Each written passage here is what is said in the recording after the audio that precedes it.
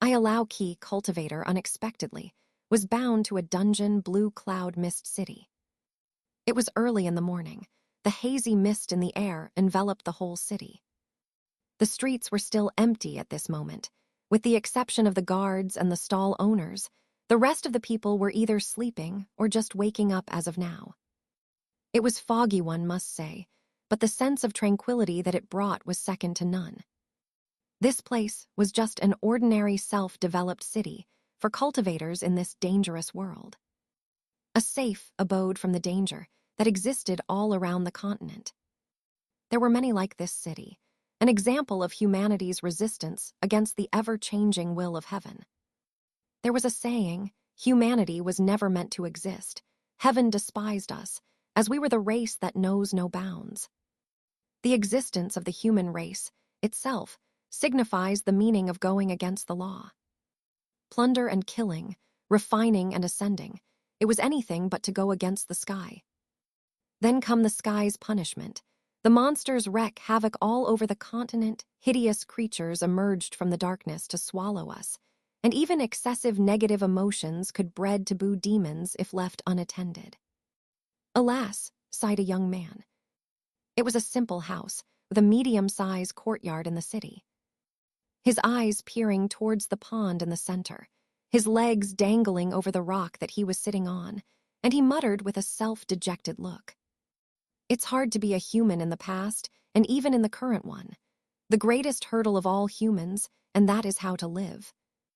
Making enough money just to live for the next day, trying not to starve and die on the street, and making sure not to stumble upon a taboo scene. Man, I just want to be a low-level spiritual planter and puppeteer. But these arts require a lot of resources. I am going broke this way. He shook his head with a wry smile, the soft touch of the hazy mist slapping against his face, causing him to frown for a moment, but then he simply rubbed his face with a wave of his hand. Jumped off the rock and strode closer, towards the pond with a pondering look. Judging from my current situation, I should be that cliché to touche transmigrator protagonist of those novels. No. He rubbed his chin, thoughtful in his mind. Then where is my cheat? Am I supposed to be ordinary just like the rest? How long has it been? Why has there been no signs of golden fingers whatsoever? I can't believe it that I am destined to be ordinary in this extraordinary world. He complained a little, his foot pressing on the wild grasses on the ground, stomping it to death as he was mumbling away his dissatisfaction. The name is Liam Adhat, just a normal guy that found himself inexplicably transmigrated into a strange world into a dying body. Though it was a miraculous feat on his own, being able to heal from such a dangerous disease that the original body had and somehow possessing and having to live in this world from then on. After getting through the initial confusion and fear, he gradually accepted his identity and began studying the history of this world.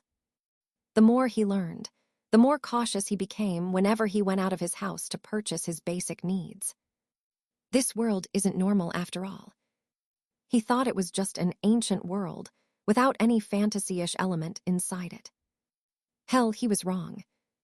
It is a cultivation world, a world where humans can ascend the path of immortality to seek power and truth for eternal life.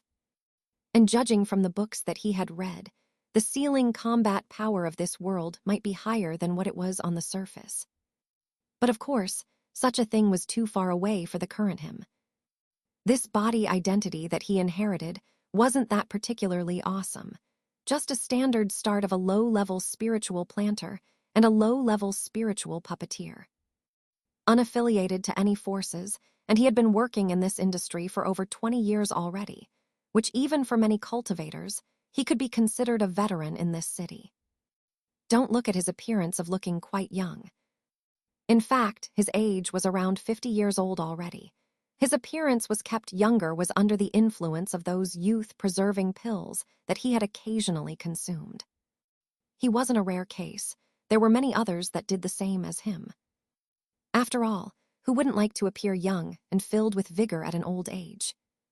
For the current Liam, he could just settle down and continue with the mundane life until the day he died. Being a sixth-layer chi refining realm monk had allowed him to possess a lifespan over 150 years. And the savings over the years were more than enough for him to live for the next decade without working too hard. Alas, it's hard to be a spiritual planter. Liam mused to himself, overlooking the large field of plants to the right side of the courtyard next to the pond. Over 100 first-tier spiritual grass, 51st medium grade of fire blade plants, and 31st high-grade blue mist plants. All dedicated for the use of pill making, which was undoubtedly a large number of spiritual plants, even for a first-grade high-level spiritual planter like him. What was the original body, thinking of raising so many spiritual plants on his own? This is just too much, and whenever Liam tried to pry into the original body's memories regarding the purpose of these plants, something or some sorts of restrictions were blocking him from doing so. And from that, I am utterly boned, aren't I? Liam smiled cheerfully. After all, there was nothing else he could do in this situation. It was obvious. The original body may or may not have stumbled into a very dangerous situation. Liam could only smile to relieve the burden inside his heart, as of now. No matter.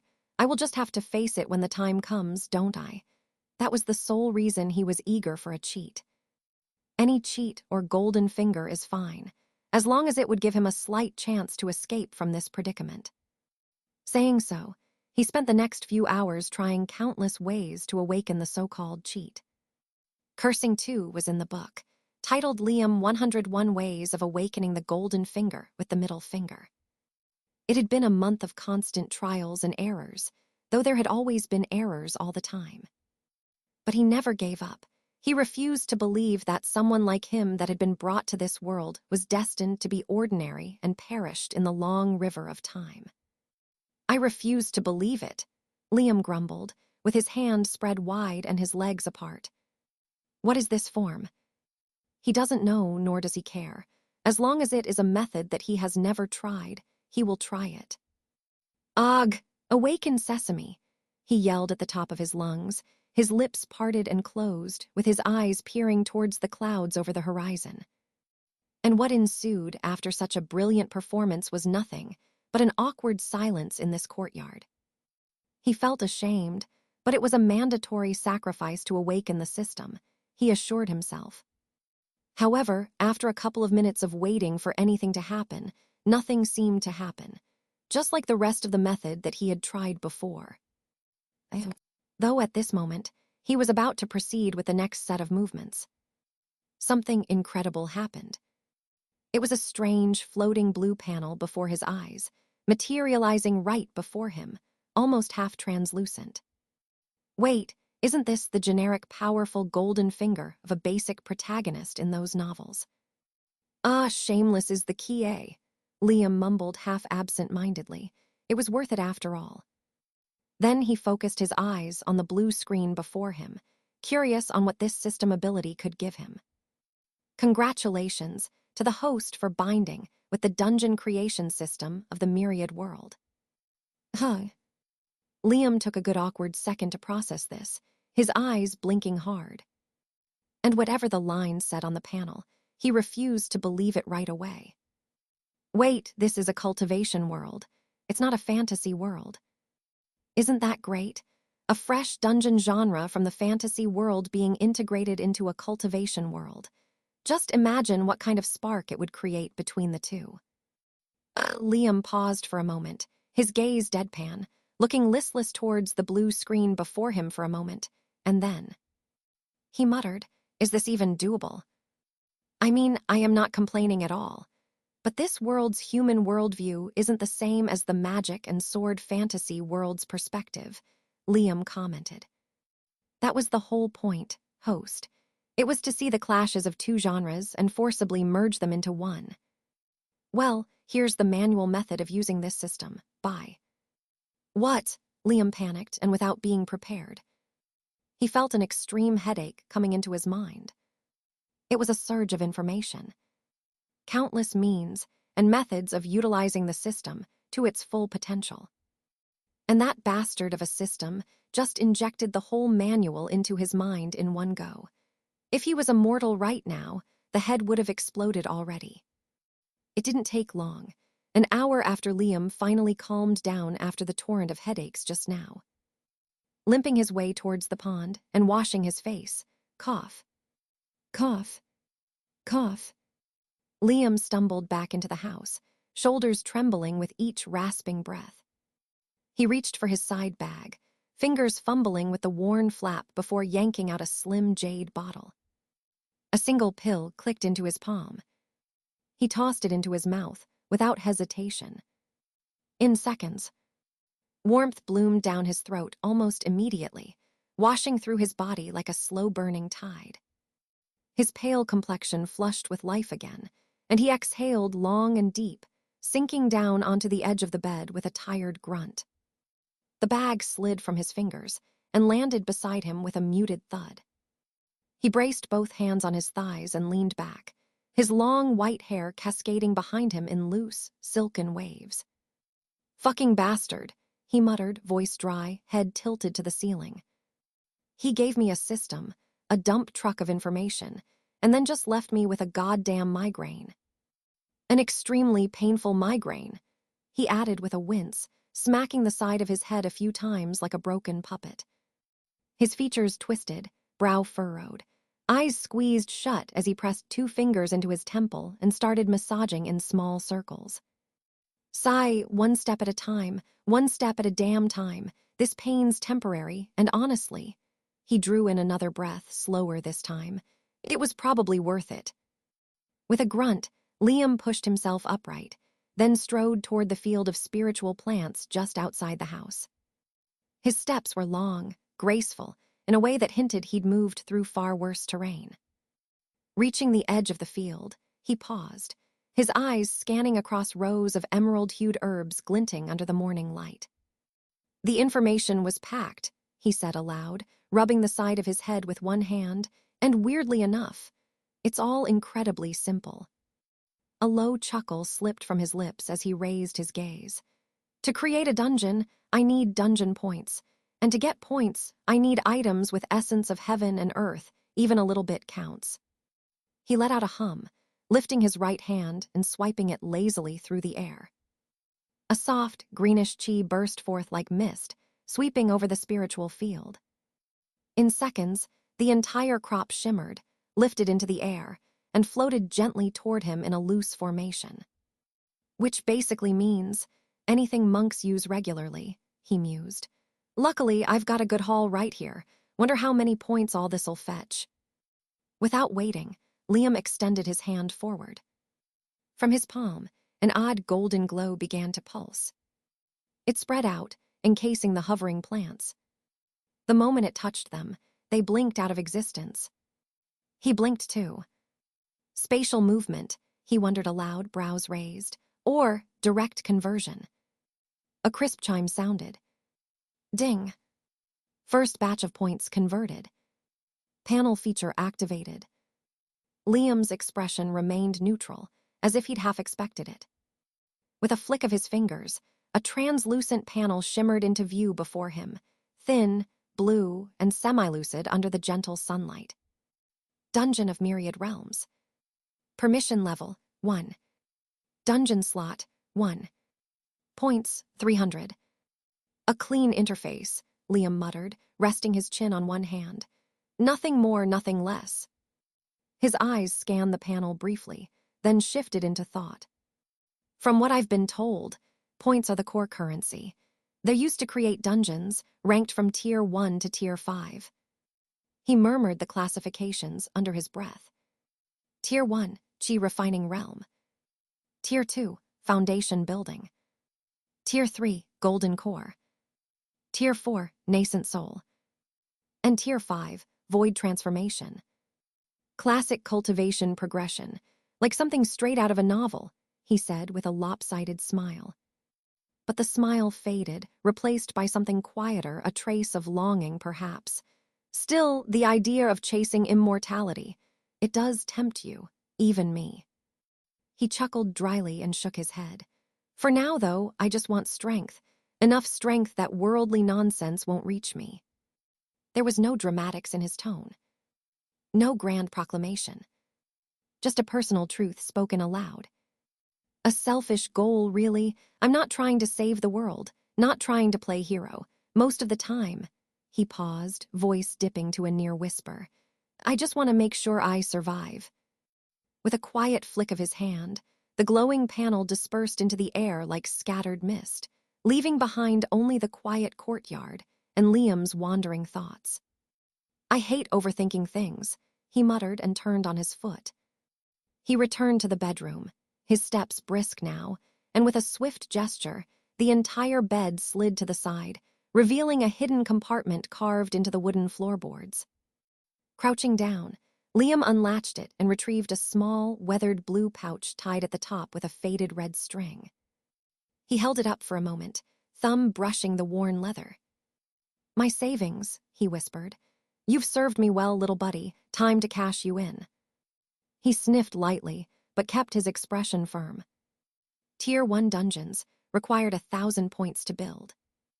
And inside this pouch, his carefully hoarded treasure, were over 4,000 low-grade spiritual stones. That should be enough. Right. He stared at the pouch, brows twitching. The conversion rate hadn't been mentioned anywhere. He'd have to figure it out on his own. Come on, he muttered. Holding the pouch steady in his hand, that same golden energy surged once more, wrapping around the leather bag like liquid fire. One moment it was full, bulging. The next it was limp, completely empty. The weight vanished from his palm. Liam stood there, holding the now floppy bag like a gutted fish, his other hand trembling slightly. His lips pressed together. It's for the greater cause, he whispered through clenched teeth. And yet, he gripped the empty bag just a little tighter. It took a while for Liam to settle down. His breathing was shallow at first, fingers twitching slightly as he sat hunched over the empty leather bag like it had personally betrayed him. It couldn't be helped. That was everything. Years of scraping, saving, resisting temptation, all sacrificed in one go. Gone, just like that, swallowed by a shimmering pulse of golden energy. Alas, he muttered, dragging a hand down his face. I'll be rich soon, I promise to myself. With a weary sigh, he collapsed onto the edge of the bed and waved the panel open again. The soft chime echoed, and the translucent blue screen shimmered into view before him. His brows lifted as he scanned the new numbers. More than enough, this is good. A relieved laugh slipped out as tension drained from his shoulders. The burden of uncertainty lifted, scattered by digits on a glowing interface. And just like that, he made his decision. No point in waiting. According to what had been dumped into his brain earlier, a dungeon wasn't something he placed physically on the land like a building or tower. It wasn't tangible like that. Instead, it would form within him, a space forged inside his own spiritual sea. An independent dimension with its own laws, its own logic. He didn't have to worry about how those internal mechanics worked, not exactly. The system would handle the internal structure and rules. His job: find monsters, trap them, and throw them in. That simple. Of course, for now, only chi-refining realm beasts could be added into a Tier 1 dungeon. But once added, they'd be bound by the dungeon's rules. They'd drop loot when killed, and even respawn over time depending on their strength. There's another way to get monsters inside, he murmured to himself. Buy eggs from the market, they'll hatch inside the dungeon, fully grown. If I get lucky and land a foundation-building monster, that's it, instant power boost. His eyes gleamed with anticipation. It was one of the rare system tips nestled in the flood of information he'd received, a neat shortcut buried in the mess. Even if he couldn't place the monsters directly into the dungeon yet, he could still store them as reserves in the system's internal space. But that wasn't even the wildest part. No, the true gem of the dungeon system was this. It allowed the user, him, to bind with the cultivation strength of a monster and make it his own. No need for endless meditation. exhausting spirit stone purchases, or wandering into dangerous ruins for scraps of treasure. He could grow stronger just by building up his dungeon. It was madness. He didn't have to play the same game as everyone else anymore. From now on, he'd take the path of a well-fed turtle, slow, steady, and utterly safe. Ha, splendid, absolutely splendid. I should start calling myself the Turtle Immortal, Liam cackled, one hand holding his stomach while the other slapped the bed. He couldn't remember the last time something felt so right. Still, big dreams didn't change the fact that his wallet was currently hollow. Without funds, he couldn't buy eggs or barter for creatures. Legal avenues were out of the question for now, but there were other channels. Less than legit ones. He mulled over that plan a bit longer, gaze flickering under the sunlight. Soon enough, he initiated the dungeon creation. The points on the panel dropped, leaving behind several hundred as buffer. Then, boom. He didn't hear it, he felt it. Like a ripple through his soul, a resonance that hummed in the back of his skull. Something shifted deep within, his spiritual sea vibrating, stretching, reforming. And then, presence. A new space. An entire world had taken root inside his consciousness. In cultivator terms, the space within the mind was called the divine thought sea, or the divine mind. The heart, meanwhile, housed the sea of chi and mana. Two domains, separate yet equally vital. The head covers the heaven, the heart covers the will, Liam murmured, recalling an old aphorism. The path to go against the sky is to refine them both. A crooked smile pulled at his lips as he closed his eyes and dove inward. Within his divine consciousness, the emptiness he'd always known was no longer alone. Something new sat there, a single glowing speck that pulsed gently, like a heartbeat in the void. He focused on it. The world zoomed in. Suddenly, clarity. A wide stretch of land unfolded before him, about 1 kilometer across. Its proportions were unnaturally precise, width, length, depth all synchronized. Hovering just above the landscape was a faint, translucent membrane. A shimmering layer of energy that protects the whole place. The rules bubble, Liam whispered, awestruck. His pupils dilated as he stared. He'd read of things like this, fragments of rule comprehension pursued by nascent soul cultivators in ancient books. And now here it was. Not a fragment, but an entire domain governed by rule formations. He couldn't look away. For a long moment, he simply stared, motionless, his thoughts blank, staring towards the film bubble covering the floating land. But then something clicked. He wrenched his gaze away as his chest felt tight all of a sudden. His brain felt like it had been dunked in cold water and fire at once.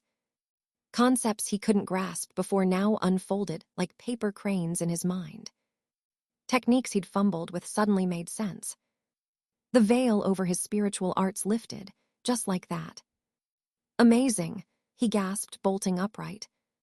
His mind raced as he snapped his attention back inward, desperately trying to catch another glimpse, another surge of insight. Nothing came, the rush had passed. He blinked, disappointed but not surprised. Maybe there was a limit to how many times he could comprehend the dungeon's rules in quick succession. But still, that one glimpse had been more than worth it. With a grin tugging at the corners of his mouth, Liam reached into his robe and pulled out a pale jade slip. He pressed it to his forehead, letting the thoughts flow into it. It was the second-order inheritance of a spiritual puppeteer, a relic he'd picked up purely by luck years ago. He'd never dared use it until now merely due to the lack of talent. If it weren't for this, he muttered, I'd be stuck as a low-tier spiritual farmer for life. No future, no breakthrough, but now he could pursue a dual path. Thanks to that glimpse of rule comprehension, the inheritance was no longer vague or obscure. The once distant insights had solidified into something usable inside his mind, allowing him an easy access. Cross-legged on the floor, he settled into a focused state, eyes closed, hands resting on his knees. For a low-level cultivator like him, even a tiny sliver of rule comprehension was a treasure trove. If the spiritual planter path had a second-grade inheritance available to him, he might have broken through on both paths right now. It took him nearly an hour to comb through everything stored in the jade slip. When he finally opened his eyes, there was a strange sharpness behind them, an almost unfamiliar clarity that settled deep into his mind. I understand it now. I'm officially a second-grade, low-level spiritual puppeteer, he muttered, a soft grin tugging at his lips.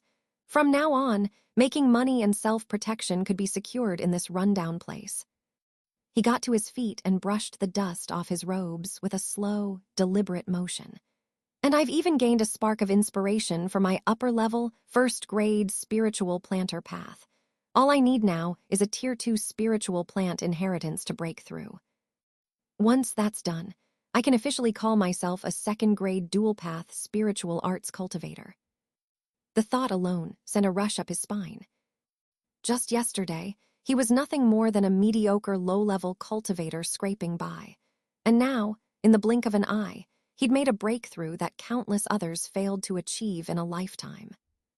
The gap between first and second grade was no small step. It was a canyon. No amount of grit or effort alone could close it without talent or opportunity. Liam understood that better than most. After all, the body he now lived in had been walking this dual path for decades. It wasn't technically his struggle, but the memories felt so ingrained, so vivid, that the distinction no longer mattered. It might as well have been his own. Next step, design the dungeon. His voice dropped to a murmur as he sat back down and let his awareness dive inward once more. The terrain within the dungeon floated before his inner sight, empty yet full of potential. Then something clicked. A flicker of an idea rose from the depths of his thoughts. Nowhere in the information provided had this been mentioned, but based on what he had learned, it didn't seem impossible. If I can drag monsters and eggs into the dungeon's domain, wouldn't it make sense that I could bring other things too? He leaned forward slightly, narrowing his eyes at the mental image of the dungeon. The system stated that once monsters or eggs were within the dungeon's sphere of influence, its rules automatically kicked in: spawn rates, refresh cycles, loot generation, and so on. The moment they crossed the threshold, they were no longer wild entities. They became part of the dungeon's operating mechanism. Then what if I planted a spiritual plant inside? He asked aloud, voice low with a mix of wonder and scheming. Would the rules treat it the same way? Would it become refreshable? Would it develop its own internal mechanics? Or is this just wishful thinking? The longer he sat with the thought, the deeper it took root. It was perfectly in line with his core approach to everything: dig for loopholes, wring the most benefit out of them, and do it quietly. He wasn't desperate for people to rush into his dungeon. That part didn't matter much. The system would continue to function whether or not monks flooded in to explore it. But for long-term growth, that was a different matter. To unlock more advanced features, increase his dungeon count, or boost its size, Liam needed something else, something called existence essence. He didn't know much about it, but according to the data, this essence was something every living being carried, and the dungeon could extract it harmlessly each time a cultivator came inside. The comparison given was simple, like pouring water into a cup that never overflowed. This essence just renewed itself endlessly for each person. His gaze flicked toward the base of the dungeon interface. There, just beneath the spatial layout, was a slim bar labeled Permission Progress. It sat at 0%. I guess that's how I'll level up the dungeon, Liam murmured, tapping a finger against his lips. Probably can't expand anything or create a higher-tier dungeon until I increase that permission level. It made sense. The information download he'd received earlier had been vast, dense enough to give a weaker man a headache, but even so, it hadn't covered everything. There were blind spots. He sighed and shook his head. That damned voice really just dumped everything on me and vanished. No guidance, no follow-up. One day in a mountain, the next in the ocean, he said under his breath, a phrase that fit the path he walked. Slow, quiet, intentional. One step at a time. A turtle took hours to walk a certain distance, but it did eventually. So be patient. Refocusing, Liam turned his attention back to the dungeon and started molding the terrain. It was pliable under his will, like clay shaped by thought. But this wasn't true creation, just reshaping. A matter of structure, not substance. He decided to reserve the surface area for planting later, wanting to test his theory out.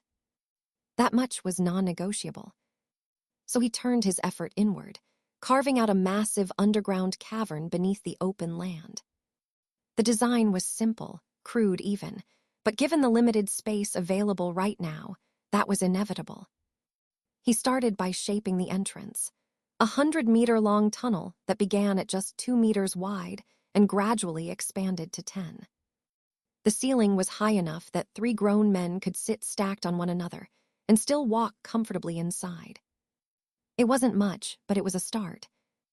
No further decorations or details yet. His permissions were still too low for anything fancy.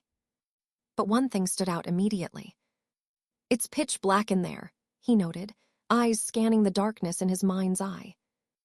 That was fine, preferred even. He already had a plan for the type of monsters he'd install inside, and darkness played directly into that. His gaze drifted further inward. And now, the main area, he murmured, his mind already piecing together what would come next. For the main chamber, Liam envisioned a vast underground hall riddled with disjointed architecture, pillar-like protrusions twisted in strange angles and scattered without rhythm. The terrain was anything but friendly. Jagged rocks jutted from the walls like broken fangs, and the floor, well, calling it a floor was generous. Some parts tilted so steeply they were practically vertical, while others dipped into sudden drops or rose into uneven mounds. You couldn't tell if you were climbing or falling unless you were already on the ground. Sometimes up is down, and other times down's just pretending to be up, Liam muttered, a grin stretching across his face. I hope this terrain gives those monks a real adventure, he chuckled, the kind of laugh that was both playful and a touch sinister. He stuck with the designing for hours. Every corner, every twist of rock, every precarious ledge came from deliberate thought. On the outside, he looked peaceful, slouched comfortably in a wooden reclining chair under the afternoon sky, posture casual and unbothered. But within his consciousness, the dungeon had transformed completely. A dark, suffocating cave sprawled out beneath him. Black as ink, its walls serrated with stone teeth and obscure shadows. The pillars, some thick, others skeletal thin, rose at odd angles, some toppling halfway as if gravity had briefly lost interest in them. The ground was treacherous, impossible to memorize even with repeated steps. One misstep here, and it wouldn't just hurt, it could kill. Liam exhaled a laugh, soft but laced with grim amusement. Just one mistake, and someone's cultivation journey ends with a cracked skull and regrets, he said, tapping the armrest of his chair with 2 fingers. His eyes reflected something deeper, thoughts that lingered past morality and convenience. I wonder, his gaze drifted toward the space where the dungeon core hummed faintly below ground. If a monk dies in my dungeon, can I collect their possessions? He asked it out loud, casually, as though wondering what to have for lunch. That was the kind of question that summed up cultivation in a single breath. Mercy existed, sure, but only where it didn't cost you anything. And interest. Interest, shredded brotherhoods, and buried sex. The cultivation path was a narrow, cold ladder built against the sky. If you hesitated, someone climbed over you. If you failed, you were discarded. Liam had long since made peace with that. I chose to stay where I am. I'm not chasing titles or provoking fights. His words were quiet but firm. If that gets me killed, I have no one else to blame, and neither does anyone else on this road. There's no medicine for regret. There's no pain but for one's own weakness. He let the words hang in the air, then sighed and leaned back in his chair again, eyes closing briefly with a flicker of satisfaction. Whatever the case, the dungeon's ready, he muttered. Well, except for the monsters. His brows furrowed, thoughtful now, as he rubbed his chin absently. Monster eggs weren't just lying around for the taking, and risking his neck wasn't on today's schedule. He's an elixir cultivator for most, strong on paper but weak on the outside. Instead, he reached for the leather bag resting at his side. His hand dug into it and pulled out a handful of strange-looking materials: coarse, blackened wood, luminous shards of crystal, and several heavy stones that radiated a low energy.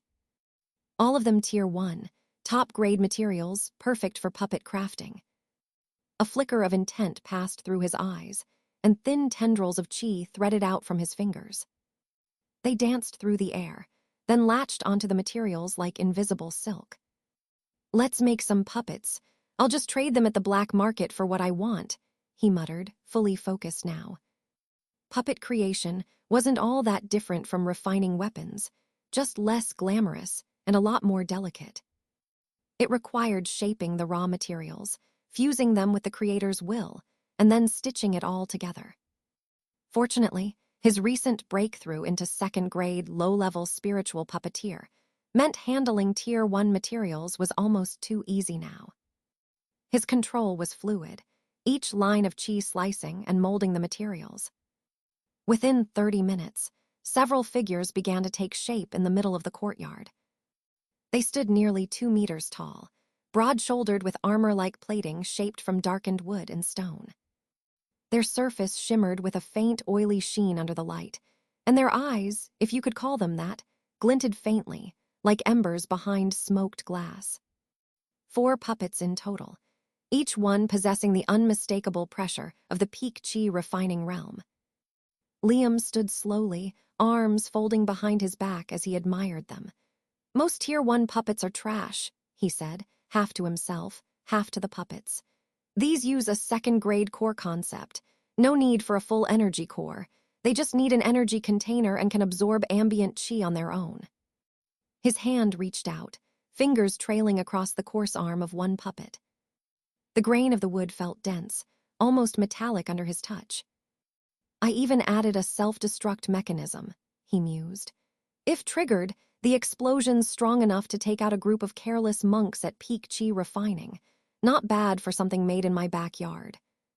After a few more inspections, tightening a joint here, adjusting a seal there, he nodded in approval. With a single wave of his hand, 3 of the puppets vanished into his storage bag, their presence snuffed out like candles. He left one behind to accompany him. After all, he needed protection too. After all, despite everything, Liam was still just a 6th-layer chi refining cultivator. In this city, that didn't mean much. Middle class, at best. His dual path gave him some edge, some recognition, but not enough to keep stronger monks from getting ideas. He glanced at the puppet, then at the empty courtyard, and shook his head. All right, he muttered, stepping toward the door. Time to get moving. For the first time in a week, Liam finally stepped outside. The fresh air of the inner city. Crisp, lovely, and most definitely not sour from the horrible drainage system by the streets. His foot landed lightly on the tiled path, just beyond his doorstep. Morning sunlight spilled across the stone, bright and soft, and he instinctively raised a hand to shield his eyes from the sudden brightness. I really am a shut-in nerd, huh?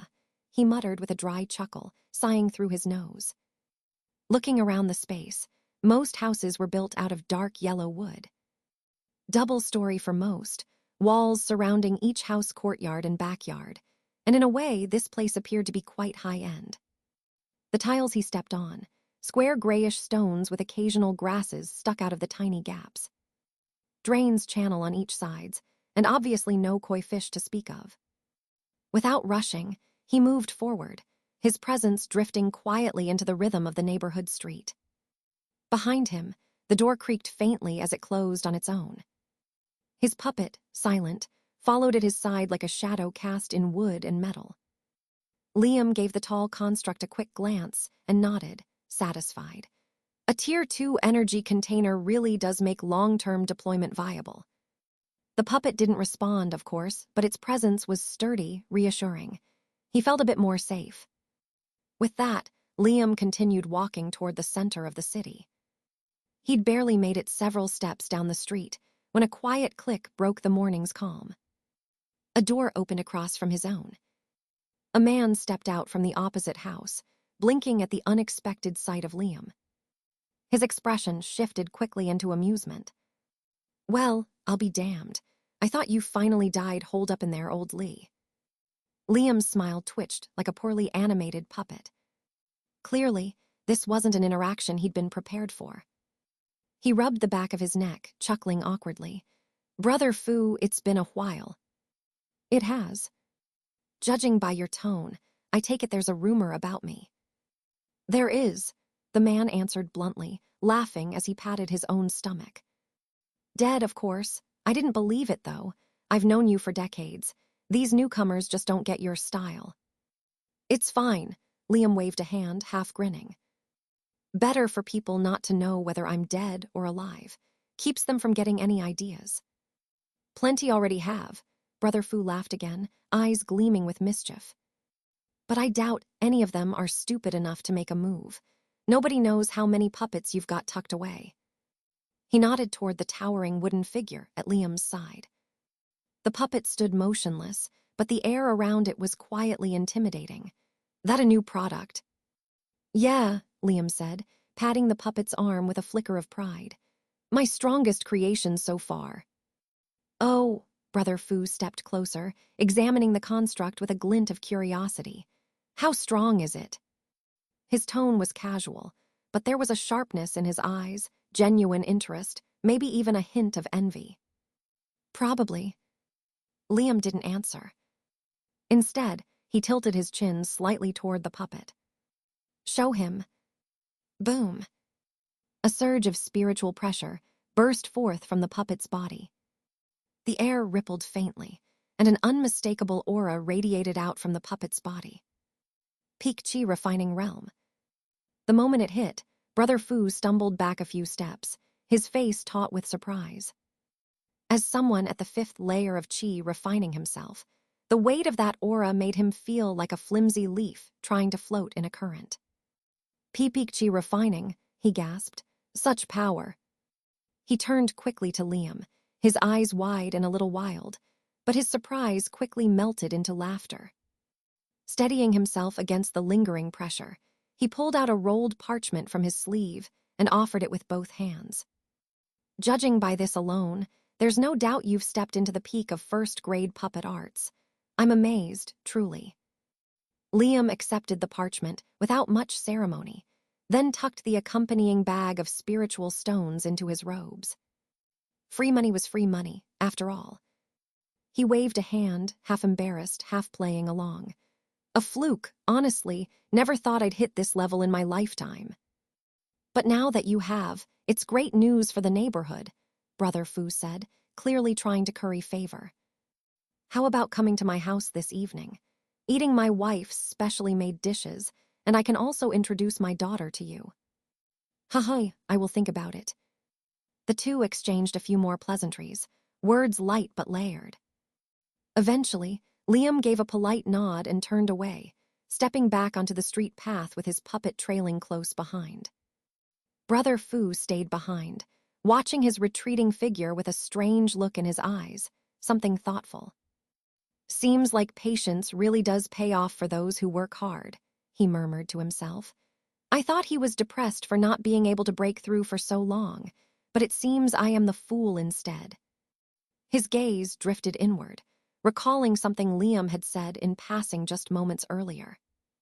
"Why should my spiritual root decide my future if it's me that decides my destiny?"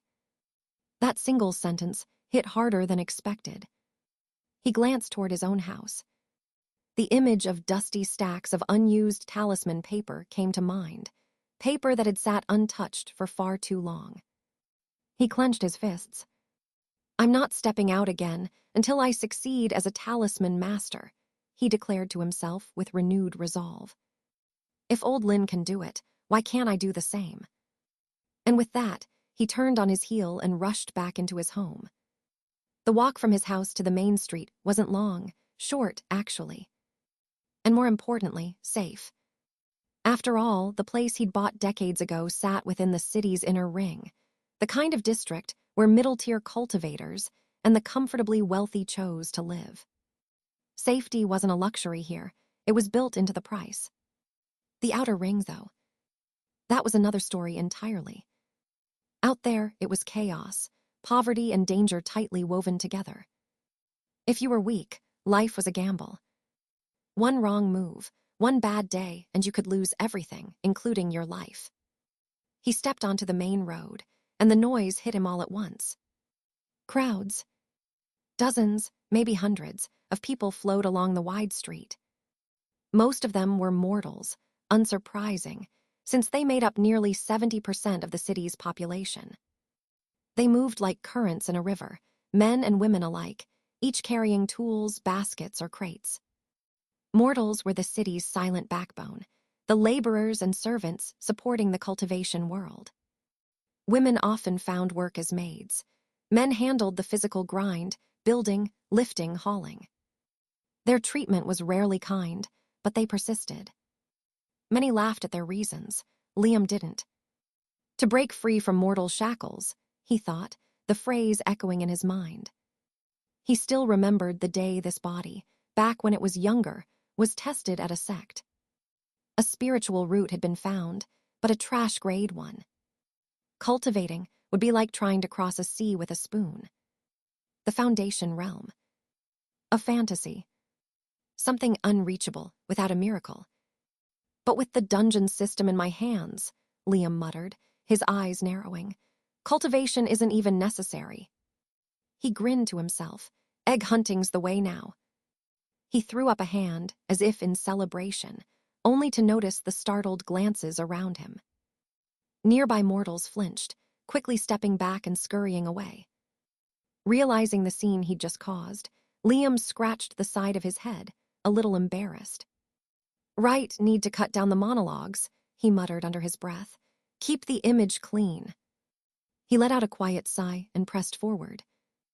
As he walked, he couldn't help noticing how many more mortals there were in the city now compared to years past. The increase was obvious, and it didn't take long to figure out why. Passing conversations floated to his ears. Something about dynasties at war, outer regions in conflict. Of course, secular world is always in turmoil. They were refugees, seeking shelter in immortal cities, trying to survive. A good thing in theory. Still, Liam could only wonder how many never made it here alive. He shook the thought off and kept walking, eventually reaching the heart of the city's marketplace. It was a massive area layered in two circles, the outer section for mortals, the inner reserved for cultivators. As he crossed into the central zone, gazes immediately turned his way. Some subtle, some not. They weren't looking at him exactly, but rather at the aura clinging to his body and the puppet beside him. In seconds, people understood. This wasn't someone to provoke. A peak chi refining realm puppet wasn't something you saw every day. Honestly, even the city lord might not have such a thing. Liam ignored the stares. He was used to it.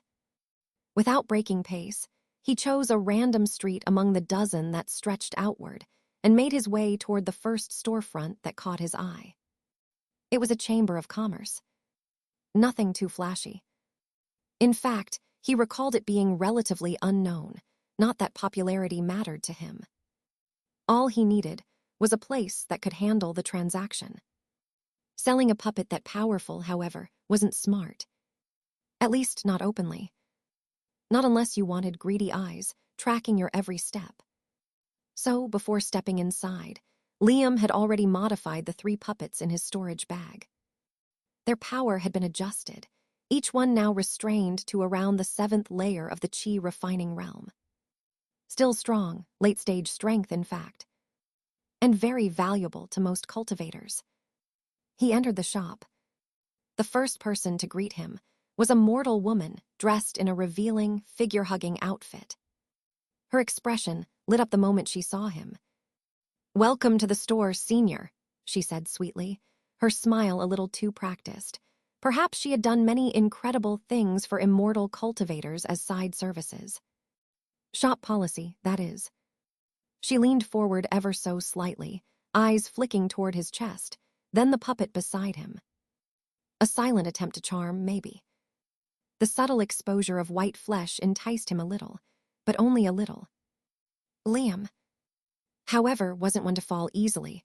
Well, not completely. He coughed lightly and got to the point. "I'm here to sell puppets." At that, the woman straightened and nodded quickly, her demeanor becoming more professional. She guided him to the staircase at the back, leading him to the upper floor. There, he was met by a much more striking woman. She wore a deep violet dress that clung to her body like silk, with a high slit revealing her left thigh and a chest that left little to the imagination. Her black hair cascaded down her back in waves, and those lavender eyes gleamed with sharp awareness. She smiled and offered a respectful bow. "This junior greets Senior Lee." Liam blinked, caught off guard. She noticed and chuckled softly. Senior Lee is quite well known. After all, very few in this city practice the puppet arts, and even fewer manage to retain a youthful appearance like Senior. "Ah, I see," Liam replied, a little awkward as he nodded. Her knowing his age wasn't exactly comfortable, even if he didn't show it. Outwardly, he remained calm, composed. She noted it silently and praised him in her mind. Composure, even under surprise, clearly someone not to be underestimated. "Then," she said, glancing toward the doorway, "this junior heard from the staff that Senior wishes to sell puppets." Liam didn't answer right away. Instead, he gave her a curious look. For a mortal to reach such a position in this business, impressive. "I've simply been lucky," she replied smoothly, her smile never faltering.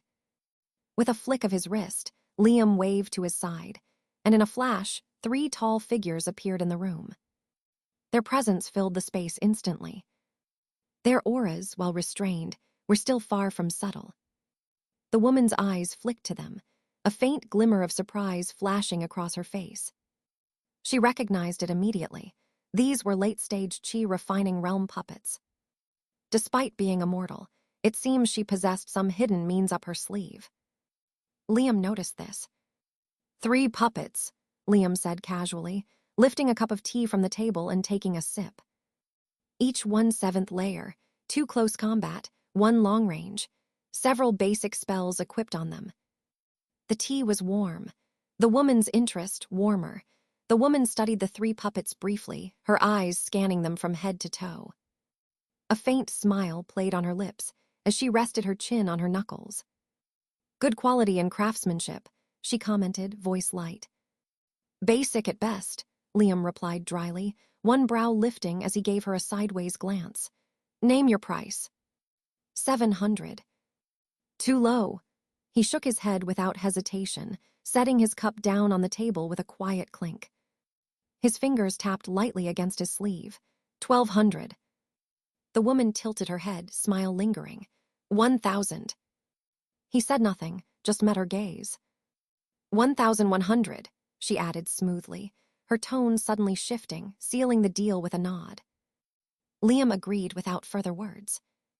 The transaction concluded quickly. 3,300, low-grade spiritual stones, exchanged for the puppets in one go. The shop's guards entered quietly, lifting the puppets and carrying them to the back. Liam handed over the puppet cores as well, allowing them to erase his spiritual imprint. Not long after, the woman returned with a small sack in hand and placed it gently on the table. 3,300 low-grade spiritual stones, Senior. Counted with care, no discrepancies. Good. Liam gave a slight nod, face steady, his expression unreadable the entire time. As she gracefully took a seat across from him, Liam leaned back slightly, voice dropping. "Does your shop sell any rare monster eggs?" Monster eggs, her brows lifted in curiosity. "For tamming." Liam didn't answer. His silence was enough. The woman caught on immediately, and her smile deepened as she clasped her hands. "We do carry some monster eggs, yes, but may I ask, what sort of qualities is Senior looking for?" "Rare bloodlines," Liam said, "or at least something with a faint trace of it." "Even a slight chance?" Her expression turned uncertain, brows knitting for a moment. It was an odd request. But she didn't press for clarification. Instead, she gave a brief order to one of the staff nearby, and within minutes, a wide tray was brought in and laid on the table before them. 20 monster eggs sat carefully in cup-like holders. Each one varied slightly in size and pattern, but none stood out in any significant way. Liam glanced over them once, and already he could tell. Weak chi, barely stirring. These weren't the kind of beasts that would shake the heavens. Their bloodlines, if they had any, were 0. Sensing his evaluation, the woman offered an explanation. "These were all sourced from the nearby wilderness. Their rarity is unconfirmed, but based on our estimates, most will grow no further than the chi refining realm, having no chance for foundation building realms. But who knows?" Liam understood the meaning. She paused, then added with a slight tilt of her head. "That said, some might carry a rare trait, though it's not something we can verify without hatching." Liam gave a small nod. He already understood what she was implying and what she wanted to hear. "How many do you have?" 100, she replied with a smile.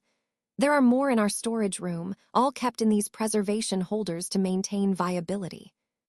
"Any rare ones among them?" "Only one." Her expression changed slightly. "But it's already dead, Senior, and we couldn't determine its origin." That piqued Liam's interest. "Bring it out." Shortly after, another tray was carried in. A single, much larger egg sat in the middle, its shell cracked faintly at the base. It looked strange, almost unnatural, resting silently in its holder. Liam extended his divine sense, brushing it carefully over the surface. "It's dead," he murmured, his brows slightly furrowed. "Yes, that's why I didn't bring it up at first," she admitted. "But it's the only one that has a trace of a strange bloodline, unidentifiable but distinct." Liam gave her a small nod. "It's fine, I'll take it." Without fuss, he bundled up several hundred of the weaker eggs as well. If even 1 or 2 of them proved useful, it would be worth the gamble. He handed over a portion of the spiritual stones, still leaving a solid amount untouched in his bag. The deal concluded, Liam exited the store. The puppet he had stationed just outside the entrance quietly fell in step beside him as they rejoined the busy street. His next destination? None. He'd already gotten what he came for. As for the materials he needed, he'd leave that task to the puppet later. For now, he returned home. His storage bag weighed slightly more now, one side filled with monster eggs, the other with spiritual stones. Back inside, he settled down cross-legged on the mat in his courtyard, the same quiet spot where spiritual plants had once filled the field. The pond lay still, the tree bare. Expression unchanged, he raised his arm. In a sweep of golden light, the first 100 eggs appeared beside him in neat formation. There was no clear explanation from the system on how the dungeon identified monster types from these eggs. He had to move slowly, carefully. He reached out and took the first egg in his hand. It was warm, smooth. With a thought, golden energy flared gently from his fingertips. The same energy he had used before to turn spirit herbs into points. It was chi, it wasn't his. It belonged to the system. So far, its only known function was deconstruction, for turning objects into system resources. Now the question, how to transform an egg into a fully grown monster inside the dungeon. What did automatically turned into a full-grown monster actually mean? Did it refer to the species, maximum potential based on its bloodline? Or was it a fixed stage defined by the system, or even according to the tier of the dungeon? There were so many hidden questions he needed to explore, slowly, that is. Liam exhaled and began. He focused, and under his watchful gaze. Crack. Boom. The egg burst. Not into yolk or fluid, but straight into powder. Dust drifted in the air. Liam narrowed his eyes, confused. He pulled out a small notebook from his storage bag, scribbled down a few thoughts, then picked up a second egg. This time, he cupped it gently with his energy, forming a barrier around it, supporting it instead of crushing it. Minutes passed. He watched. Crack. Boom. Another explosion, another failure. Liam frowned deeper. There were no instructions, no guidance, nothing that explained the correct procedure. For now, all he could do was experiment, slowly, methodically. Trial and error. It was the only way forward. For the next few hours, Liam repeated the process again and again, each attempt echoing the same disappointing result. The eggs shattered, dissolved, or simply crumbled into nothing. By the 70-something failure, his brows had tightened, and a cold impatience tugged at the edge of his composure. He almost snapped. Soon after, a shallow breath escaped through his nose. His fingers trembled ever so slightly before he stilled them against his lap. Long strands of white hair slid down his shoulders, brushing past his chest and trailing toward his waist like silver silk. He exhaled deeply, voice low and dry. There goes my bad habit. He chuckled faintly at himself, though the smile on his lips was more resigned than amused. Then, reaching to the side, he picked up another egg with slow, deliberate care. 96th one, he muttered under his breath, not expecting anything anymore. Thin strands of golden light unfurled from his fingertips. The energy curved in gentle arcs and attached themselves onto the egg's surface, as if testing the shell's tolerance. No reaction. That was a good sign. Liam narrowed his eyes slightly, his expression focused. He coaxed the light to sink deeper, threading through the pores of the shell like a weaver sliding thread through cloth. The strands wove carefully toward the embryo nestled inside. His forehead beaded with sweat. Each inch of progress demanded intense focus, and the weight of mental fatigue pressed against his temples. Still, he pressed on. The first strand touched the embryo. Liam's breath caught. He held it, maintaining the connection as though one wrong move would ruin everything.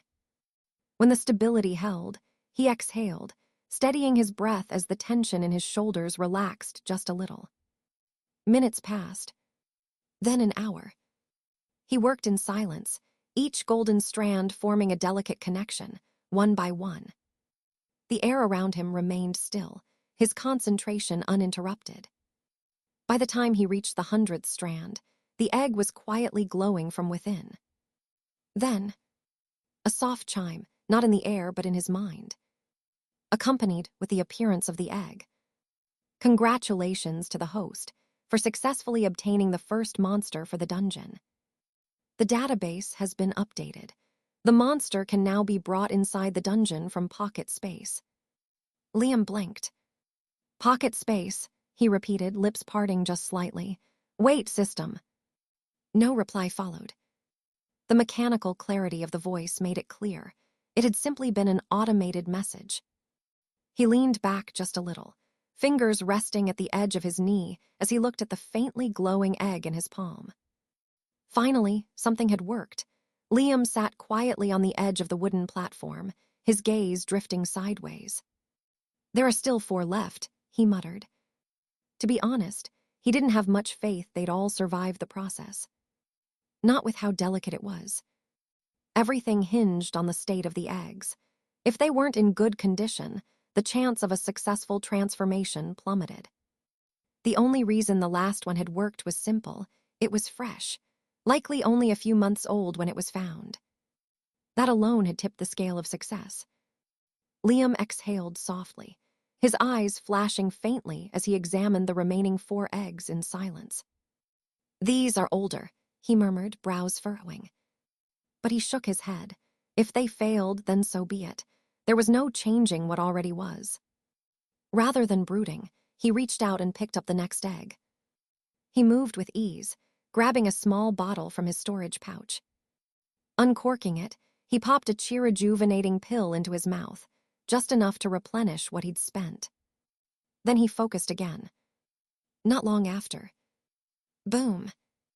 The egg detonated in a quiet burst during the 67th strand. No surprise. Liam shook his head, calmly swept aside the dust, and reached for the next one.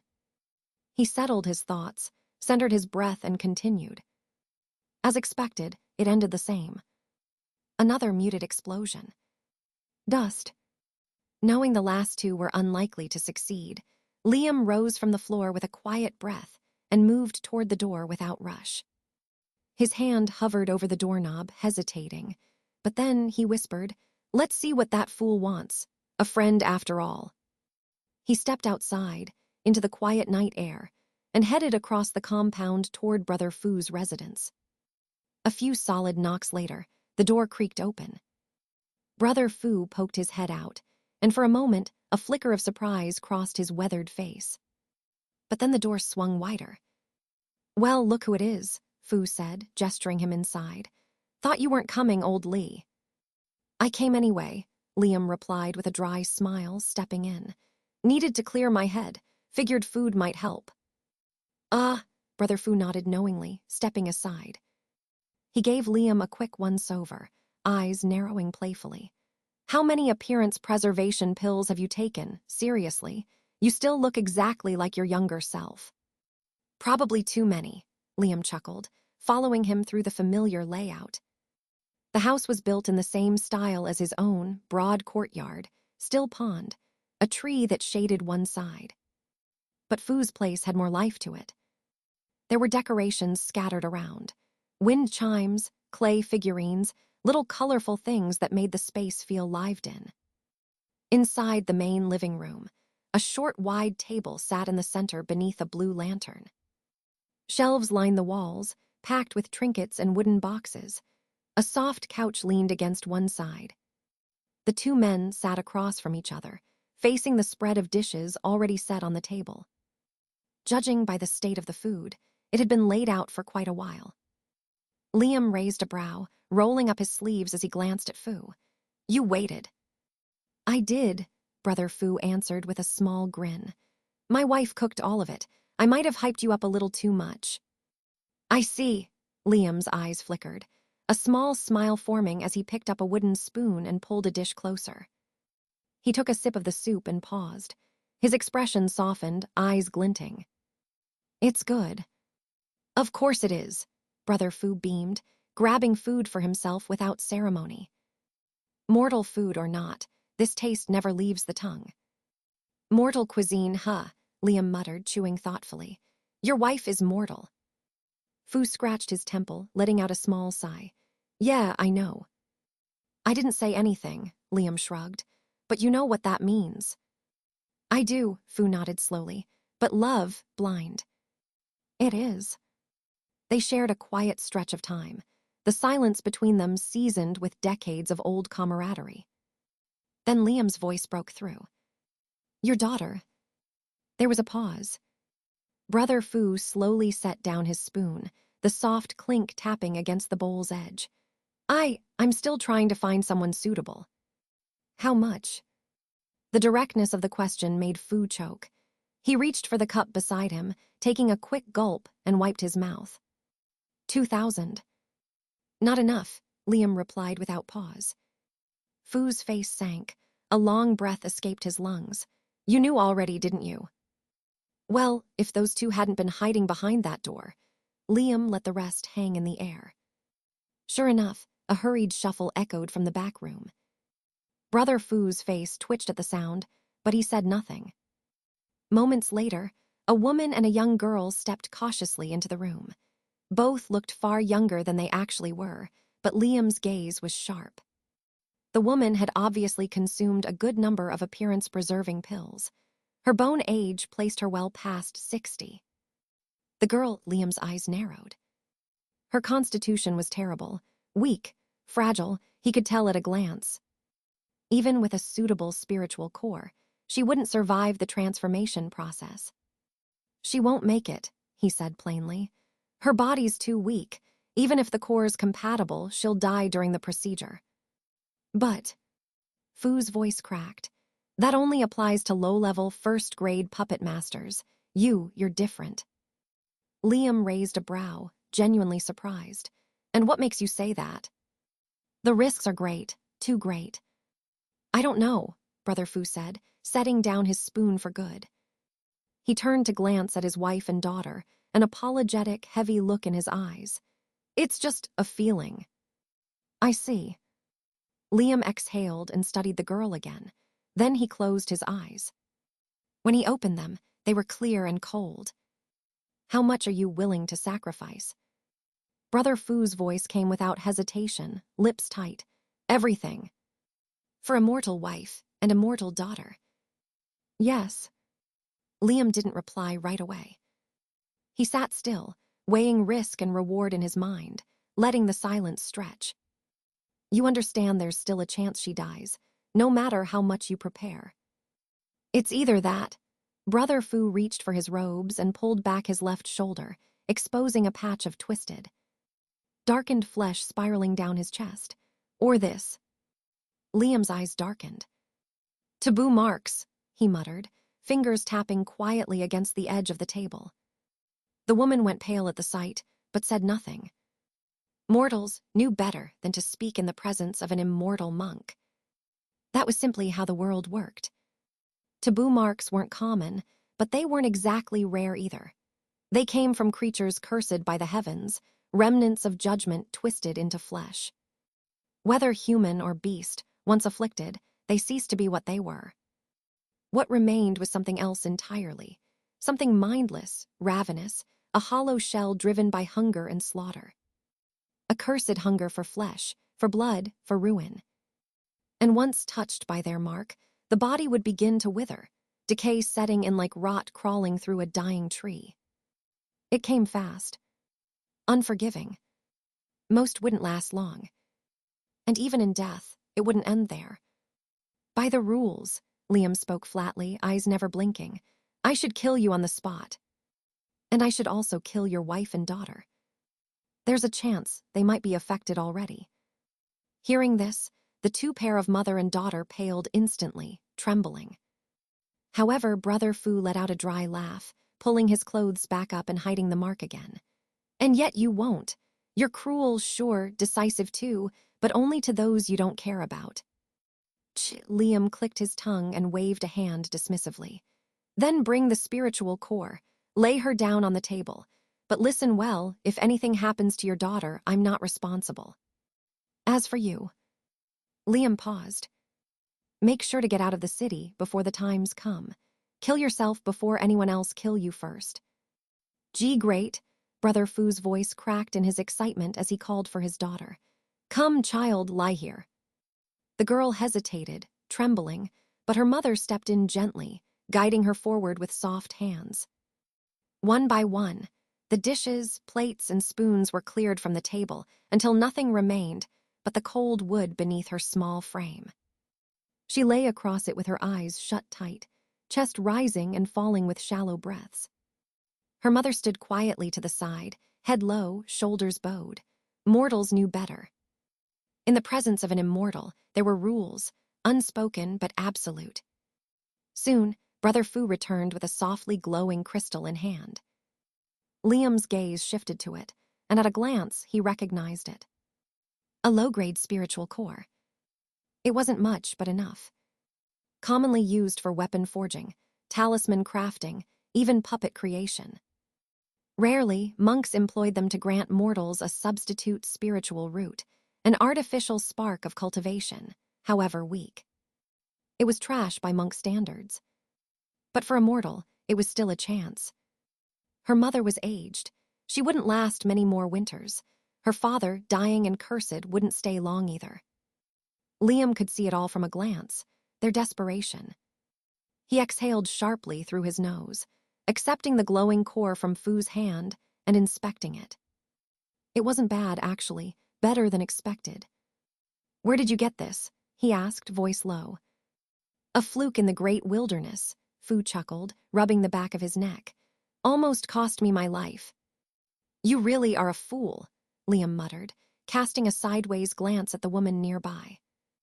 Then sighed, a damn fool of an immortal. I'm a great fool, Fu barked a laugh, eyes bright, but it was worth it. Liam snorted and proceeded with the transformation process. The procedure wasn't difficult. For someone like Liam, someone already at the early second grade of the puppet master path, it was effortless.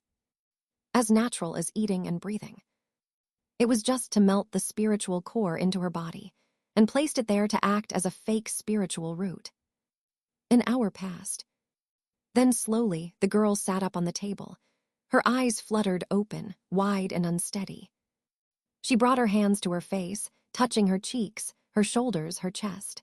The warmth of life still pulsed through her. She blushed faintly, stealing small glances at Liam. Thank you, Senior. Liam simply waved a hand. His gaze slid over to the couple standing nearby, both beaming with joy. Their smiles were the kind only parents could wear when watching a miracle unfold. His own expression didn't change. Payment, he said coldly. Of course, of course. Brother Fu was already moving, digging into his storage and pulling out bag after bag, offering them like tribute. Liam took the storage bags into his hands. One by one, he scanned the contents, and his brow lifted slightly. 50,000 low-grade spiritual stones, dozens of rare Tier 1 materials, a spiritual weapon, a peak-quality Tier 1 sword. Without a doubt, this was his entire fortune. He gave them all for his mortal daughter. Some men would have returned part of it, said something generous, claimed they didn't need that much. But Liam wasn't that kind of man. He wasn't a hero, nor a villain. He was simply himself. So he kept it all. Without blinking, without softening. Not a single word of thanks left his mouth. Just silence and the soft rustle of storage bags disappearing into his robes. Liam noticed the husband and wife looked like they had something to say, but he cut them off before a single word could escape their mouths. Spare me the sentiment, he muttered, narrowing his eyes. I don't want to hear it. Brother Fu flinched, visibly taken aback, but the reaction didn't last long. He quickly recovered, forcing a half laugh and flashing a strained smile. If there was one thing he understood well, it was how Liam dealt with people, cold, curt, often merciless. But even beneath all that sharp edge, there was something deeper. A kind of buried empathy that showed itself in odd ways. Liam's gaze swept over the pair like a blade. Don't feed her spiritual rice anymore, you dumb pair. How did you? Brother Fu stiffened, his words cut short by Liam's tone. Liam just shook his head in disappointment. No wonder your daughter's body is so weak. You've been shoving spiritual rice down her throat, something meant for cultivators, not mortals. Her body can't absorb it, so it's been eating her alive from the inside. Are you that desperate or just stupid? The words landed like fists. Brother Fu's smile vanished, replaced by the grim, hollow expression of someone who knew they'd screwed up. He must have believed those rumors, the baseless myths that feeding spiritual rice to infants could awaken their roots. That belief had nearly ruined his daughter. Then Liam's gaze shifted to the woman beside him. And you just nodded along to everything he did. Why, what's your role then? Breeding. Her face turned pale. She lowered her head in shame, mirroring her husband's silence. The sight was surreal. Liam, scolding two grown adults who were nearly his peers, and both bowing their heads like children. Finally, Liam's eyes landed on the girl. And you. He stopped, turning slightly to address the parents once more. If you needs help, come to me. Consider it repayment for what your father did back then. And with a simple flick of his sleeve, Liam turned and walked out. The door shut softly behind him, leaving the stunned family behind in heavy silence. Brother Fu let out a slow, crooked laugh. He knew exactly what Liam meant with those last words. His wife, still holding his hand, gave it a gentle squeeze. Her voice was soft, a whisper meant only for him. It's okay. Everything's going to be okay. Yeah, he smiled weakly, rubbing the back of his neck. Then he pulled both her and their daughter into a tight embrace. "I've been a foolish dad and a foolish husband. But for you too," his voice cracked slightly. "I'd die without regret." The scene dimmed like the fatting clap of a hand, shifting to Liam's solitary figure walking into the night. His steps were slow. The world was quiet around him. He turned his head slightly. Eyes unreadable as memories of Brother Fu's twisted chest flashed in his mind. "And his wife, too," he murmured. "She's chronically ill. It seems Brother Fu is the last one." The words were soft, carried away on the night breeze as he wandered down the empty path toward home. When he entered, darkness greeted him. He didn't bother lighting a lamp. What for? There was nothing in the house worth illuminating. No warmth, no colors, just walls, shadows, and silence. He lived alone. Always had, in both his lives. He moved to the wooden platform just outside, sitting at the edge near the pond. The moonlight shimmered on the water's surface, and the stars above danced in reflection. Liam sat there quietly, staring at the sky mirrored in the still pond. "Having a family, huh?" His voice was barely a whisper, rough around the edges. "I wonder how beautiful it must be to have one." For the rest of the night, Liam sat in silence, letting his thoughts run their course. His mind combed through everything he'd done today, every detail, every decision, especially the egg transformation steps. Over and over, he retraced the sequence, refining it, dissecting it. His focus centered on a single goal: finding the most precise and reliable method to eventually transform the massive egg resting deep inside his storage ring. Morning came quietly. The first blush of sunlight crept over the horizon, casting long golden streaks across the courtyard. Liam stepped out from his room with a lazy stretch, walking barefoot across the cool floor. He made his way to the reclining chair by the pond and dropped into it with a quiet exhale. His eyes scanned the rippling surface for a moment, then he lifted his hand. A flick of his wrist, and the materials from last night spilled out of his storage ring, stacking neatly into a modest hill beside him. He studied the pile, identifying each component with a casual glance before rolling up his sleeves and getting to work. Puppet crafting. Not for power, not for necessity, just for experience. He needed more of it, that was all. Each piece he shaped and fused. He did so methodically, pausing every now and then to think through each step. Sometimes, his eyes would drift from his work, drawn to the reflection of the clouds above the pond's surface. Other times, he'd pace slowly toward the tree in the courtyard, hands tucked behind his back, watching its leaves tremble in the breeze. That was how he spent his days. No rush, no distraction, just a steady, quiet focus.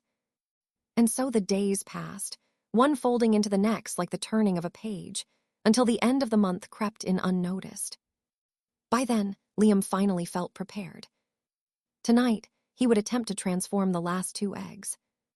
If he failed again, he'd have no choice but to source more before even thinking about touching the rare giant egg that waited inside his storage bag. Night fell softly. A chill hung in the air, and Liam reclined on his chair once more, eyes tilted to the sky as he breathed in the scent of the night wind. The pond reflected the stars like scattered diamonds, and somewhere in the distance, the rustle of leaves hummed a gentle rhythm. Then, with a breath, he raised his hand. The last 2 eggs floated into the air, glowing faintly under his careful control. Their smooth shells shimmered under the moonlight, suspended midair by a cocoon of golden spiritual energy. "If these fail," he murmured, his voice quiet, "I'll train another month. If the next month fails, I'll go for a year. I refuse to believe I can't achieve it with enough effort."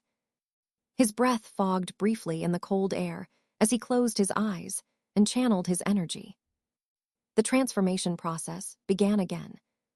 The golden chi wrapped the first egg delicately, like hands cradling glass. Slowly, it seeped into the shell, each movement meticulous and precise. Then came the threads, thin golden strands of energy threading themselves into the embryo like threads weaving into silk. 1, 2, 10 more. By the time the 100th strand sank in, Liam felt it. A shift. And then, ding, a new species has been successfully transformed. The database has been updated. The host may now summon this monster from the pocket space into the dungeon at any time. Liam let out a breath he didn't realize he was holding. Finally, relief washed over his features, subtle but unmistakable. But he didn't linger in it. Without pause, he turned to the second egg and initiated the same process. Golden chi surrounded the shell once more, the same delicate care, add in with the same unwavering focus. Same species detected, cannot be transformed. Liam's brows lifted slightly. I see. So if he tried to transform another egg of the same species, the system wouldn't register it. That meant only one of each monster type was viable for use in his dungeon. He wasn't sure yet, but that was a mystery for another day. Tonight, he'd take the win. And finally, it was time. The project Liam had been waiting on for a full month. The one that had sat buried deep in the back of his thoughts, like a quiet obsession. Whether it succeeded or failed would shape his next path forward, or so it felt. Not that he'd crumble if it didn't work out. Worst case, he'd have to spend more time digging through distant markets, hunting for another rare egg that might contain a sliver of potential. But still, he needed strength. Chi refining realm wasn't going to cut it anymore. Foundation realm. The dreams that many chi refining monks craved for. With a slow exhale, Liam reached into his storage bag and pulled it out, the massive egg that had taken up space in his thoughts for weeks. Its dull, stone-like luster didn't glow with vitality. No gentle warmth pulsed from within. Its surface was cold, matte, and heavy. By all appearances, the embryo inside was already dead. Dead weight. But even that didn't matter. Liam squinted at the egg, eyes narrowed with thought. Question, does the condition of the egg matter more, or the state of the embryo? Answer, neither. That was the breakthrough he'd come to understand. The real deciding factor wasn't the vessel, it was the hand that shaped it. His hand. The golden energy wasn't some miraculous healer. It wasn't meant to restore life or repair broken things. That had never been the point. Its function was to transform. It was a loophole, a brilliant exploit of the system itself. Dead or alive, the egg didn't matter. Only his mastery did. The egg rose into the air with a slow, deliberate motion, swathed in the soft glow of golden energy. Threads of light curled around it, gentle and fluid like silk underwater. Liam's fingers twitched subtly, guiding every strand. Over the past month, his mastery had evolved. Hours of puppet crafting had honed his touch, made him sharper, steadier, more precise. The egg hung there, silently rotating midair. A full minute passed. Then, too, the golden light penetrated the thick shell, seeping through the dense layers until it found the dead embryo within. And then, ever so delicately, it wrapped around it. No resistance nor rejection.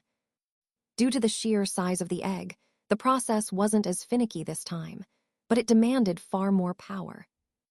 Dozens, then hundreds of golden threads reached out, weaving through the still form inside like the fingers of a god sculpting clay. Liam remained focused, the glow of the energy painting his face in soft hues. One strand at a time. No rush. The egg turned slowly, methodically, while Liam's expression never shifted. Minutes dragged on, then more. The work was quiet, intricate. And finally, he felt it. A pull in the threads, like something responding on the other end. The air shifted slightly, just enough to brush against his cheek. Liam's lips curved into a quiet smile. This is it. Congratulations to the host for acquiring a Tier 2 species. The database has been updated. The species is now available in the pocket space for dungeon deployment. The system's mechanical voice rang out exactly as he expected. In the same moment, the massive egg flickered once, shimmered faintly and vanished, gone without a trace, like mist under sunlight. Liam leaned back slightly as a smile crept across his lips. It wasn't the usual cold smirk or faint twitch of the corner of his mouth. This time, it was a genuine smile. A fairly genuine smile, with that cold face of his. One drawn from exhaustion, pride, and the quiet relief of success after days of grinding himself against the edge of fatigue. Honestly, he thought it would take him a few more months to get here. He chuckled under his breath, standing from the reclining chair. His joints barely made a sound, but his movements carried the heaviness of someone who had been riding a high-stakes wave of pressure for weeks. Luck, huh? Maybe just dumb luck. He laughed again, low and dry, then walked toward the edge of the pond. Stillness greeted him there. The water lay undisturbed, like a flawless mirror. His reflection stared back at him. A striking man with long, silver-white hair cascading past his shoulders, dressed in a pristine white robe that caught the early morning breeze just enough to sway gently. His eyes, however, was tinted in a deep red hue, shimmering back faintly. Liam raised a hand and touched his cheek, watching the reflection follow. No more excuses about appearance-preserving pills, then. He muttered with a light breath, the corner of his lips curling slightly as he turned around and made his way back to the chair, robes rustling softly behind him. Lowering himself into the seat, he closed his eyes for a brief moment, then shifted his consciousness inward. His divine mind unfolded in silence.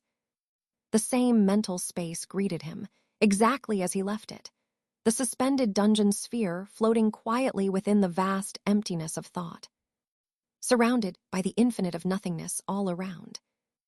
Liam couldn't really make out what any more other than the solitary sphere of floating mass. He hadn't touched it since last time, no tweaks, no additions. It was stable and quite moderate in size, something he openly admitted to himself. And that meant he needed to get creative. The dungeon's outer layer was still untouched, set aside for one of his pending theories. The farming theory. But within the floating mass was the heart of it all, the true dungeon space. Smaller than he liked, but just large enough to work with. Coupled with the extreme darkness, that would help. He could lean into that for an edge, add difficulty through obscurity. Easy. Normal. Hard, probably. His focus shifted, and for the first time, Liam called up his personal system panel. A smooth shimmer of blue light filtered into view.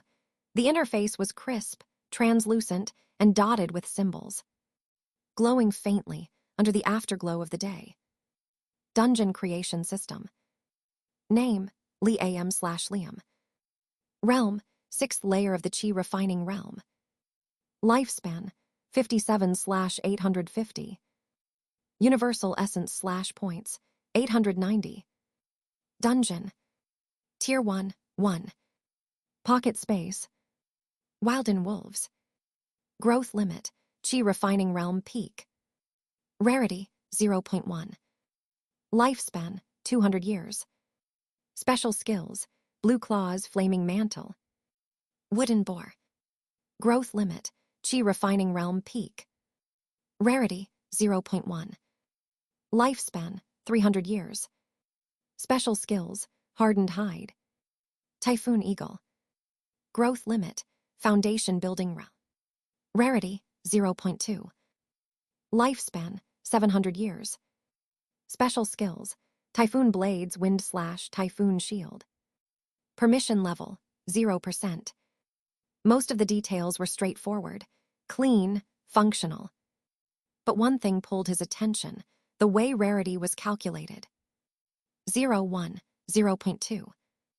It wasn't something he'd considered much before. The numbers were low, almost too low.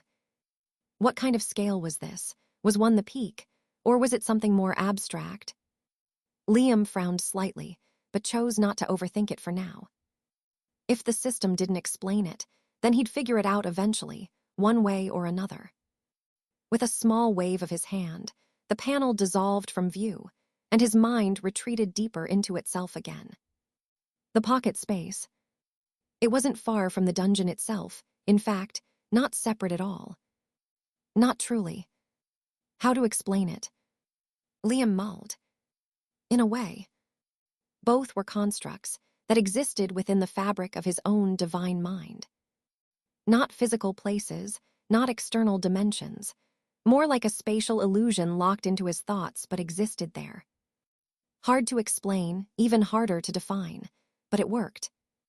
And now, those three species, his first real companions in this system-built world, floated within it. Available to summon, and used at any given time. Any time he wished. The three new monsters resting in Liam's pocket space couldn't be seen directly unless summoned, and Liam couldn't see their appearance from here. Even without summoning them, Liam could feel their presence in the pocket space. And with that, he was several steps away from stepping into a realm most chi-refining monks could only dream of, the foundation-building realm. Still, Liam wasn't the type to be satisfied just feeling it. If he was going to bound himself to one of the monster, he needed to see it with his own eyes. He exhaled slowly, then closed his eyes. A faint golden hue shimmered across his body like a veil of dawnlight. In the next second, he vanished from the courtyard entirely. When he reappeared, he stood alone on the drifting surface of his dungeon, a floating landmass suspended in an endless, starless void. The air here was still and unreal, like time didn't flow properly. Hands tucked behind his back, Liam strolled across the empty space, boots tapping lightly against stone that barely felt like stone. So it is possible to bring my body inside, he mused aloud, glancing down at his own feet. Then he reached into his storage ring, pulling out a small leather pouch. A grin tugged at the corner of his lips, and foreign items too, perfect. From the bag, he drew out a spiritual hoe, a clump of softly glowing moss with twitching tendrils, and a sack of seeds. He set them aside near a patch of bare soil he'd already marked for farming. I'll start planting here later, he muttered, already picturing rows of glowing herbs swaying under artificial skis. But that would come later. Right now, his attention shifted toward the pocket space.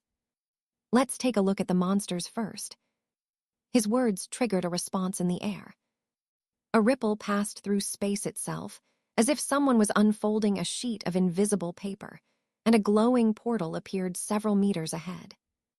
From it, the three chi monster stepped out. A massive wolf padded forward on heavy limbs, its fur a shimmering dark blue, thick and wild, with a strange symbol etched like a birthmark onto its forehead. It stood over 2 meters tall at the shoulder, nearly 4 meters from snout to tail, with eyes that burned faintly like twin embers. Muscle rippled beneath its coat with every step. Its claws left faint grooves in the dungeon stone, a born predator. On the side, a huge boar, seemingly to be made out of wood with a short green fur covering the body. The size was easily twice the wolf on the side, and the tusk at the front gleamed faintly like a sharp blade. If anything, Liam wouldn't want to be hit head-on by this thing. Liam nodded, though his expression stayed thoughtful. A powerful forest hunter and a huge vegetarian, no doubt. He rubbed his chin slowly. But not quite the right fit for my first dungeon layout. He'd need to catch his own monster for that, something more thematic, more specialized for the current dungeon darkness attribute. Later, there is one that fits my needs in the wilderness. Then his gaze shifted, and the third figure emerged from the portal, a presence that immediately made the space feel smaller. The typhoon eagle. 7 meters tall at the shoulder, easily towering over Liam. Its metallic beak gleamed beneath the dim light, sharp and heavy like a battle-forged halberd. Its feathers shimmered with faint light, each one reflecting muted hues of silver and blue. Its talons dug into the ground like blades, radiating sheer, blinding and piercing light. Liam's eyes lit up. So this is you, huh, Typhoon Eagle? He chuckled, genuinely pleased, and a glimmer of anticipation flickered through his gaze. This wasn't just any creature. A foundation realm beast, and not just any. Perfected foundation. A breath escaped him, then a laugh followed. Now this is what I'm talking about. He didn't hesitate. With a flick of his hand, a glowing sigil peeled away from the eagle's body, an imprint of its core identity, and floated gently into Liam's palm. The moment it touched him, it vanished. And then, boom! A surge of overwhelming force exploded within him. Liam's body jolted slightly, muscles flexing instinctively as powerful energy erupted from his limbs like a coiled beast finally unleashed. He gritted his teeth, eyes narrowing as his spiritual energy surged wildly, his meridians expanding by the breath. His divine sense, once limited to a few dozen meters, now expanded outward like a tide, sweeping across the landmass, extending far beyond its edges. His sea of chi roared to life, now dozens of times larger. He could feel the eagle's power coursing through him. His bones creaked, body tempering itself as though forged anew under an unseen hammer. Every limb felt weightier, denser, like he was carrying a spiritual weapon within his skin. Monstrous, Liam whispered, clenching his fist tightly. Then, with a grin, he drove a punch straight ahead. Boom! The air shattered under the force, an explosive gust of wind burst forward, kicking up a storm of dust that spiraled into the sky like a miniature typhoon. But he wasn't done yet. He lifted his hand, curved his fingers into a claw, and then slashed through the air. Boom! A wide arc of green energy burst from his fingertips, stretching dozens of meters like a condensed blade of wind, carving through space with the sharpness of a storm. He stared at his hand, eyes gleaming. I can use the bound monster's skills, as if they were my own. For the next hour, Liam pushed his body to its limits, testing, experimenting, and adapting to his new strength. When he finally slowed down, his gaze drifted back to the wolf. The three beasts stood motionless, loyal and calm, waiting for his orders without a word. But the dungeon's surface wasn't right for them. Not here, Liam murmured. This place doesn't suit him. With a wave, he sent the wolf and the boar back into pocket space. Then, after a moment of consideration, the typhoon eagle followed. The dungeon's underground structure wasn't built to accommodate them yet, especially not one of that size. And with all the shadows and narrow spaces, it would just be wasted here. Now came the next step. He needed more monsters, unique ones, fitting for the current dungeon domain. But the idea of personally hunting them. Liam clicked his tongue. Not my style. I could create several Tier 2 puppets now, but the materials, those will be hard to source even if I've got the coin. Still, his gaze turned with thought. And I'll need a farming puppet too, one that can take care of the crops in here while I'm gone. Simple, efficient. If Liam had his way, everything in this dungeon would function without him ever needing to lift a finger. Automation, that was the dream. And he was well on his way to building it. The goal was clear. 1, a farming puppet. 2, a monster suitable for the current state of his dungeon. 3, and the creation of a low-grade Tier 2 puppet, roughly equivalent to an early-stage foundation building cultivator. Not meant for combat, but for errands, maintenance, and manual work. He preferred to be low-key rather than doing most of the stuff himself. Who knew what ridiculous method were secretly hidden in this world? Divination. Soul luck. Soul search. Liam didn't dare to risk it. Liam decided to tackle the first task. He closed his eyes, and in the next breath, his consciousness slipped back into the real world. His posture hadn't changed, still reclined in that familiar chair by the pond. He rose slowly, stretching his shoulders as his eyes scanned his modest home. A soft sigh escaped his lips. Maybe it's time to upgrade to something bigger, he murmured, half to himself. His thoughts flickered, uninvited, to his neighbor. Sweet, gentle, and marked by a taboo. Brother Fu didn't have long left.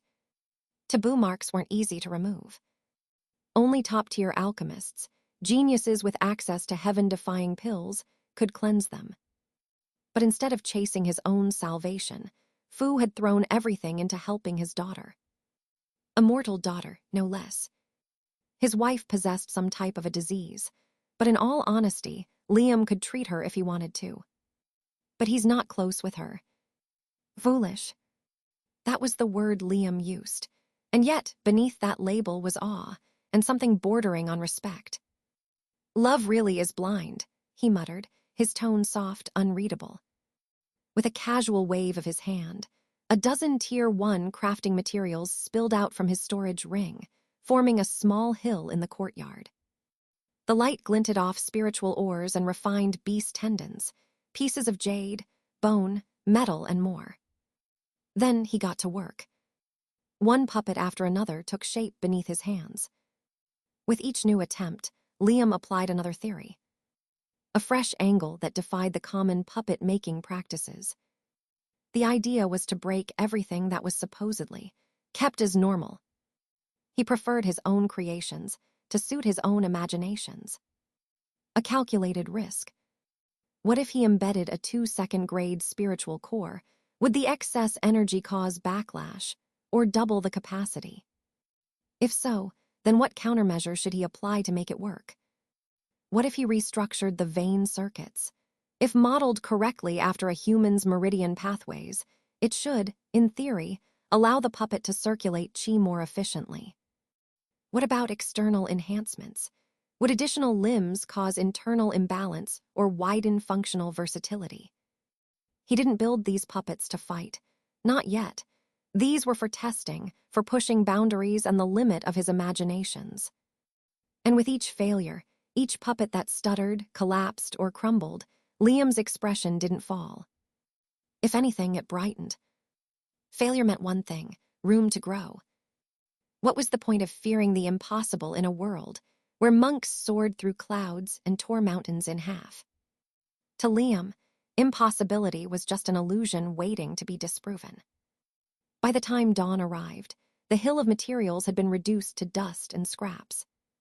In their place, 10 puppets stood neatly arranged across the courtyard. Each was nearly identical to the others, at first glance, but a closer look revealed the upgrades from the one before. A bit taller, thicker plating, hidden weapon compartments embedded into their arms and torsos. Subtle nodes for quick spellcasting, internal cores equipped with self-destruct safeguards. They were peak chi refining puppets, handcrafted, and yet far beyond the norm. Using the same spiritual core principles as low-grade foundation puppets, Liam had created autonomous workers that didn't require constant recharging. Just standing there alone allowed a continuous absorption of the spiritual energy from the surrounding. Their internal cores pulsed with stable energy, and more impressively, their artificial thoughts pulsed faintly within. Their spiritual intelligence, crude as it was, had been refined to obey, think, and respond with purpose. In a way, their level of intelligence wasn't low, but wasn't high either, but more than enough to execute Liam's complicated orders when needed. They wouldn't fight unless commanded. They existed to work. And for Liam, that made them invaluable. A puppet wasn't useful just because it could carry heavy loads or cast spells. No, their true value came from thinking, adapting, learning. Like rudimentary artificial minds, but good enough in a sense. At the heart of each puppet was its core. Crafted from rare treasures plucked from the earth and sky, these cores functioned like a cultivator's dantian, their personal sea of qi. An imitation. After all, even a mortal human could take on a fake spiritual core as a spiritual root. Why couldn't these puppets do the same? Liam traced this power through vein-like circuits spread across the puppet's limbs, mimicking the human body's meridians. Each puppet moved not by clockwork or gears, but by qi flow, the movement of the spiritual energy. Next, he infused the core with several minor spells, enough to perform tasks, defend themselves if cornered, or maintain functionality. Basic fireball. Basic earth wall. Basic corroding rain. And finally, He implanted a sliver of consciousness, a spark of directive thought. A will. The core became an egg. The sea of chi within was the embryonic fluid. And the consciousness embedded inside. That was the soul of the machine, the thought that would eventually shape its personality. It wasn't life.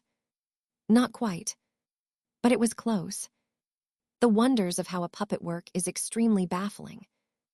Liam touched his chin, discerning the puppet with absolute interest. A spiritual core that acts similar how spiritual sea or sea of chi works. Inside lays a divine mind of its own, and also acts as its own soul. Spiritual core, sea of chi, sea of spiritual energy. Inside of the spiritual core, embryo like divine mind soul. Soul alive. Potential to be alive. Liam mulled, interested in this question.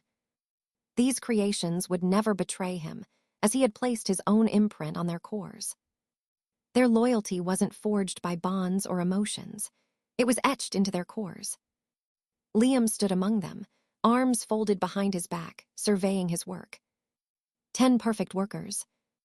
The first step of his grand automation. Done. Liam paced slowly in front of his creations, taking his time as he scrutinized each puppet with a meticulous gaze. His eyes swept over their joints, their core plating, their balance. One by one. Eventually, he paused, then smiled. His lips curved in quiet satisfaction, eyes narrowing slightly. "These should do it," he murmured. With a flick of his hand, the group of puppets shimmered and disappeared, stored neatly within his divine mind, assigned to their new purpose: farming.